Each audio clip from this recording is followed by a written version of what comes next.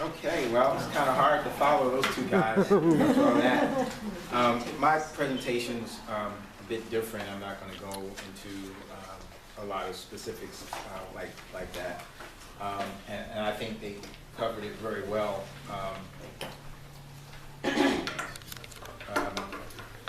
So, interestingly, when you talked about, gave my little bio, I guess, we talked about I went into the Army Reserve between my junior and senior year of high school, and that would be, I graduated in '82, so the summer of '81. And that's around, I guess, the Shah fell and the revolution happened in '79, and then we had the hostage crisis, which did it end early '81 or ended in '80, I can't remember exactly. So that time period, we're talking, I'm 15, 16 years old. And when you live, I'm from Fayetteville, North Carolina, this is Fort Bragg's located. 82nd Airborne is there. Huh? Pope Air Force Base, which is now integrated, right, you know, because they changed everything.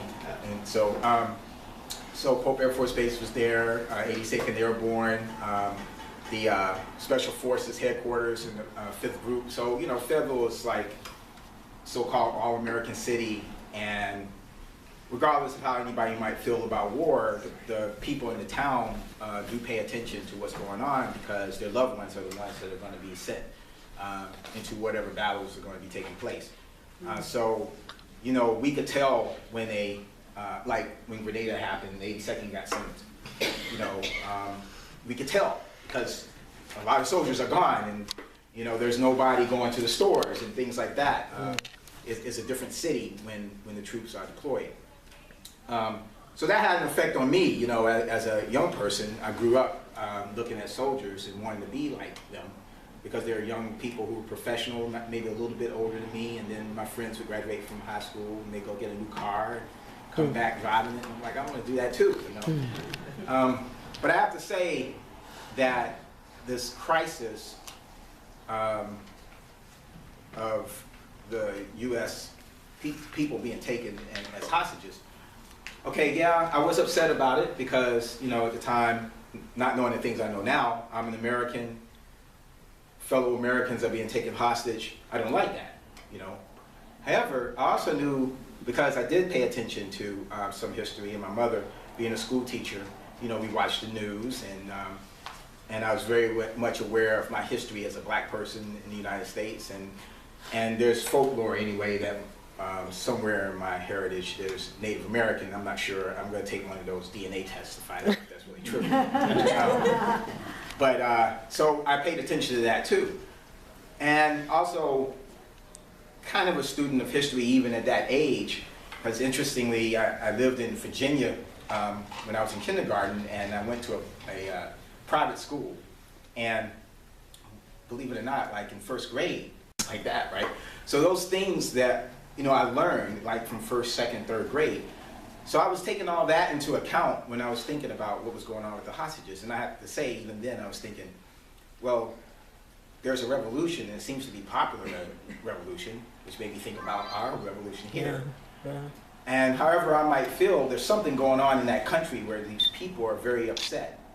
Then I started thinking about how, what if my nation, the United States, was changing rapidly, and I wasn't happy with those changes? How would I feel about that? So I actually had some sympathy for the people of Iran, me knowing that the Shah, I didn't know, you know, the things I know now, but I knew that if average people, poor people are rising up, then there's something not right. I knew that about Vietnam as well as a kid, that this civil war that's going on, we have a civil war here, why are we in the middle of their civil war? How would we feel about, you know, someone coming into the middle of our civil war? So these things were things that even prior to high school, junior high school, I was thinking about. And I bring this up, though, is because, you know, Michael was talking about all the weapon systems and things we have, and obviously the United States has an overwhelming amount of firepower and capabilities. I just did a talk about U.S. capabilities, and the prospects for peace, first going into just how powerful we are, and I'm not going to go into that, but it's extraordinary to the degree our military is more powerful than we. In fact, we have more aircraft carrier space than the rest of the world combined. Quite a bit more, not even just like by a little bit, quite a bit more. And that's the case for just about any major weapon system. You know, submarines, we have more submarines than all the rest of the world combined. You know, so, you know, Iran's nothing when it comes to, if you look at what we have as a military. Honestly, most people are probably going to be, and I say most, maybe it's not most, but it's going to be 49, 48%, I'm just guessing. If we were to go out and tell them that, they're not going to necessarily have a problem with it. They're going to be, oh, that's good. I'm glad that, you know, we have this overwhelming amount of force there in the Persian Gulf to deal with Iran, you know, or we have this overwhelming amount of force to deal with whatever, because people see Iran as an enemy. So anybody that you see as an enemy, or you might not see them as maybe not an enemy, but you don't really even care or know anything about it, you're going to be happy that the United States has the capabilities that it has. And I've approached people who are not right-wing, you know, pro-war types and talked to them about our military budget and how much we spend. And I've had people say, well, that's what it takes to keep us safe. And they're not, you know, most any other issue that you and I would talk to them about, a number of these people would be on our side, you know. But when it comes to looking at U.S. foreign power and how we're dealing with much of the world, yes, they don't like the wars. A lot of people don't like the war, so I'm not trying to say people want war. But that's not necessarily translating into, well, let's look at U.S. foreign policy specifically, and let's change that. That doesn't necessarily automatically translate into that. And I think that when we talk about, just now, you talked about the peace movement being reactive. And yes, I agree. But I think that our challenge is partially being in the streets, yes, because you have to keep things visible. If you don't do that, that's very important, keeping the wars visible. A lot of people think the wars are ending. You know, the president makes his speech, the wars are ending, and people believe that. And you know, it's a good maneuver of the president. You know, he's faking people out because he is bringing troops home, right? He did end the war in Iraq. Our troops aren't there. Of course, there's still plenty of fighting going on between the Iraqis, and we have contractors there, and we have the largest embassy in the world there. So it's not like we're not there anymore, right? But you know, so people, they know those things are true. The troops came home. A bunch of troops came home from Afghanistan. So the troops are supposed to come home from, more troops are supposed to come home from Afghanistan, and that's all true. So people believe the wars are ending or are over. So that's a big obstacle for us as the peace movement. And then if you want to throw on top of that obstacle the reality of what it takes right now here in the United States to make it, you know, to make ends meet, to find a job, you know, all the things that people need to do to live their life. So they don't want to think about, and you know, it's fair, whether or not the wars are going on. The president said the war's not going on. I believe that. I'm trying to keep my job. You know, you going to help me with that? You know, so these, I think, are some of the challenges that we face, and we have to look at how do we face them, because we can be out and doing our visuals and things, and we need to do those things, right?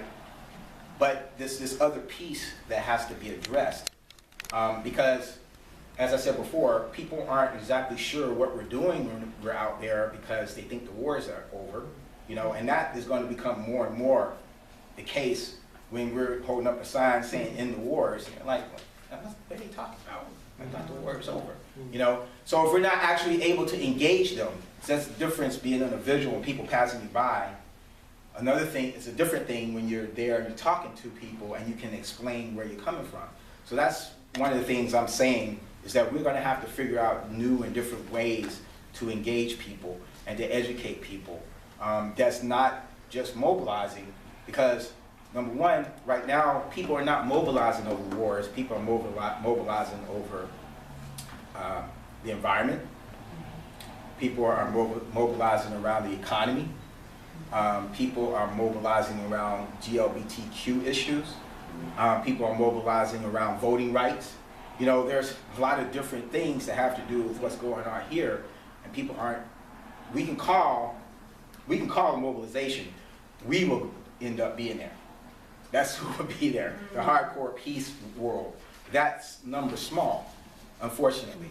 You know, when we were big, the politics of that, a lot of it had to do with Republican and Democrats.